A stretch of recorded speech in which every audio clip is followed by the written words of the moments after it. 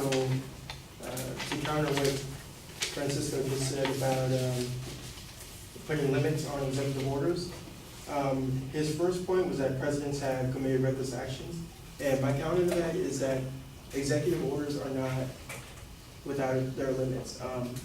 Executive orders can be overturned by a judge, executive orders can be overturned by Congress, and executive orders can be overturned by the next president.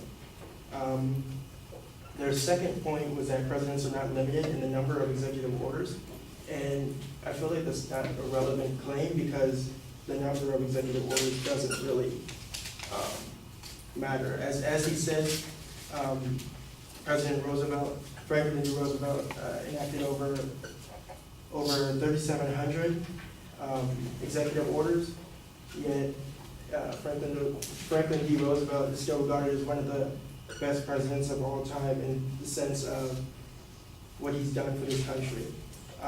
I feel like things such as the logo of the Peace Corps are unnecessary, and but I don't think they're harmful. And the third point was that Congress should pass a law that forces the president to consult Congress before allowing an executive order, and I counteract that because I feel like that defeats the purpose of an executive order. Many times presidents have to write an executive order because of the inactivity from Congress. Just some numbers here for you. The reason why presidents enact executive orders are because of inactivity because of Congress. In the 113th Congress serving from 2011 to 2013, they enacted 284 laws. To put this in perspective, the 106th Congress in 1999 to 2000 enacted 604, over twice as many. And the 100th Congress, serving from 1987 to 1988, enacted 761, which is nearly 3 times as many laws. And so the increased inactivity in Congress today forces the president's hand in order to enact more executive orders. Also, as an example of that, not just numbers, the failure of Congress to take action on immigration issues became a problem in the Obama administration, and Obama had to write an executive order that intended to provide quasi-legal status and access to a work permit to those who had since childhood known no other home. So even though, as he said, presidents have committed reckless actions, which should have been overturned by judicial and congressional members, executive orders for the most part are used positively and constructively. Also, a restriction on executive orders would be unconstitutional in the sense that, or it would be unconstitutional, but in order to restrict it, you would have to add an amendment to the Constitution. There is no express power given to the president to write executive orders. It is an implied power.